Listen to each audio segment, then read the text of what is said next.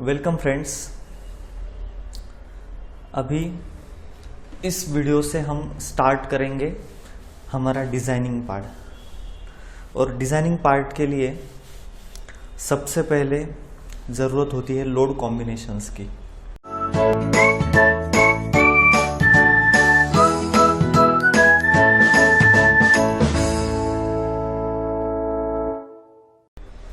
Load combinations आपको पता ही होगा कि IS 875 पार्ट 5 1987 में दिए गए हैं।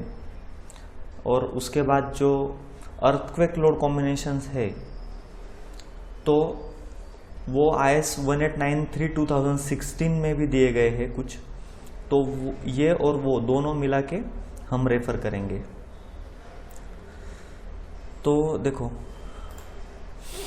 ये एक एक्सरसाइज है। लोड कॉम्बिनेशन जो रहते हैं उसके दो टाइप्स होते हैं, एक तो सर्विस लोड कॉम्बिनेशंस और दूसरे ultimate load combinations. Service load combination से हमें कुछ एनालिसिस चेक्स परफॉर्म किए जाते हैं और अल्टीमेट लोड कॉम्बिनेशन जो है वो डिज़ाइन पर्पस के लिए यूज़ होते हैं। तो हमने, शायद आपको याद होगा, एक लास्ट वीडियो में हमने एक डेड लोड और लाइव लोड का एक लोड कॉम्बिनेशन डिफाइन किया था, क्रिएट किया था। अभी हमको क्रिएट करना है ultimate load combinations for design purpose. ये कॉम्बिनेशन है वो टोटल 20 नंबर्स है। उसमें से पहला जो है 1.5 इंटू DL। अभी ये एक कुछ नोटेशन भी मैंने दिए है। DL मतलब डेड लोड, LL मतलब लाइव लोड। लाइव लोड को ही इम्पोज लोड भी कहते हैं, IL इम्पोज लोड। RSX मतलब response spectrum along X direction, RSY मतलब response spectrum along Y direction, WLX मतलब wind load along X direction and WLY wind load along Y direction. तो पहला है 1.5 इंटू DL, दूसरा है 1.5 DL प्लस 1.5 LL, तीसरा है 1.5 DL plus 1.5 RSX oblique RSY। अब ये ऑब्लिक क्या है?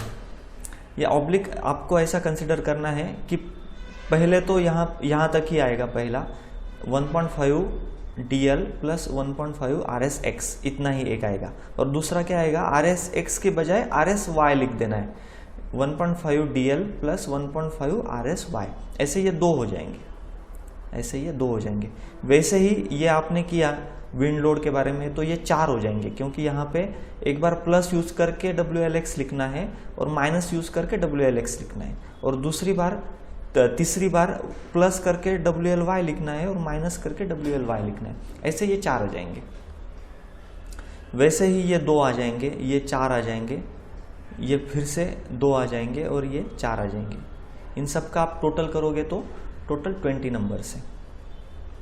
तो यहाँ पे 1.5 मल्टीप्लिकेशन फैक्टर है, स्केल फैक्टर है, उसके बाद 1.2 है और उसके बाद 0.9 है। तो ये फैक्टर्ड, इसको बोलते हैं फैक्टर्ड लोड कॉम्बिनेशन,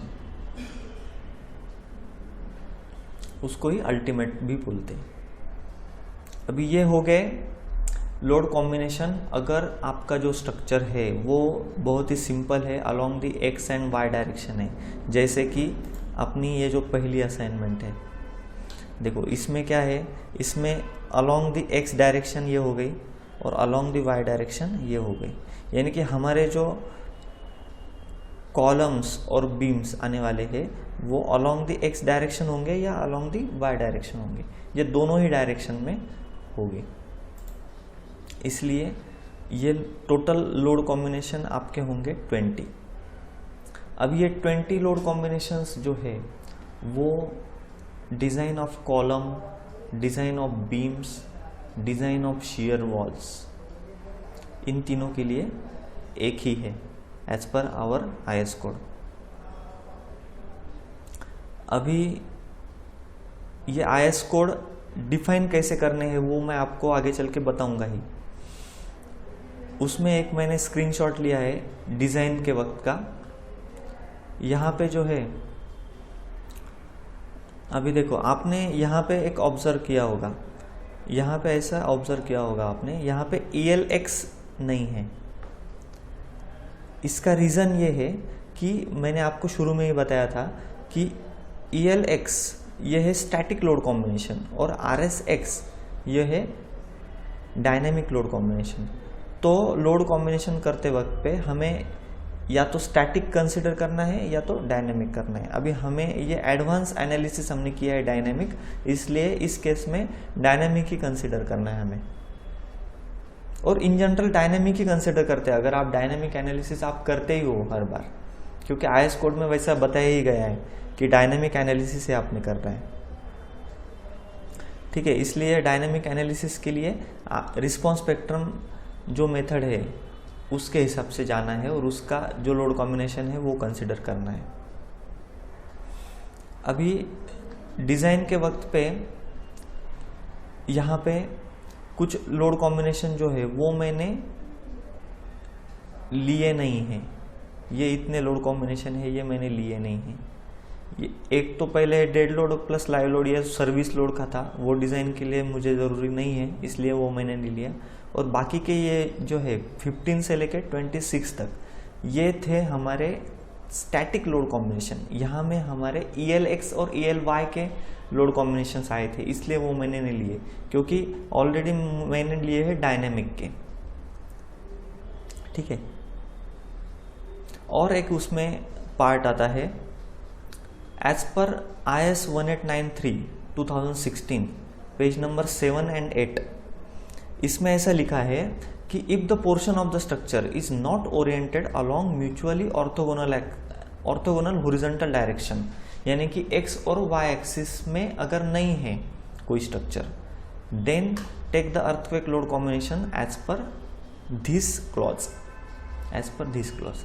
इसमें क्या लिखा है, when lateral load resisting elements are not oriented along mutually orthogonal horizontal directions, structure shall be designed for the simultaneous effect due to full design earthquake load in one horizontal direction plus 30% of design earthquake load along the other horizontal direction. Thus, structure should be designed for the following sets of combination of earthquake effect. ये इस effect से वो combination होंगे और इसका जो details है वो उन्होंने आगे चल के दिया है। Thus, EL in the load combinations given in 6.3.1 shall be replaced by so and so. Hence, the sets of load combinations to be considered shall be given below.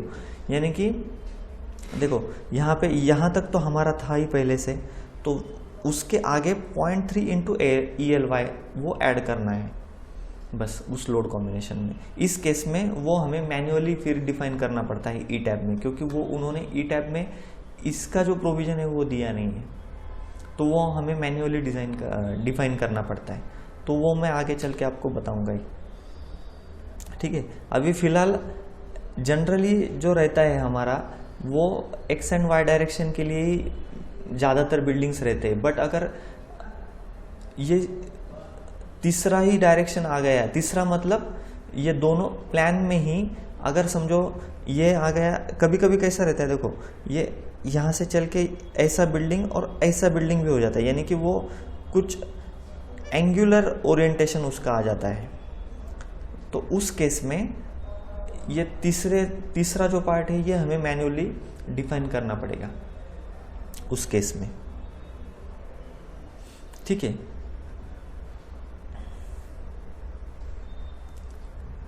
तो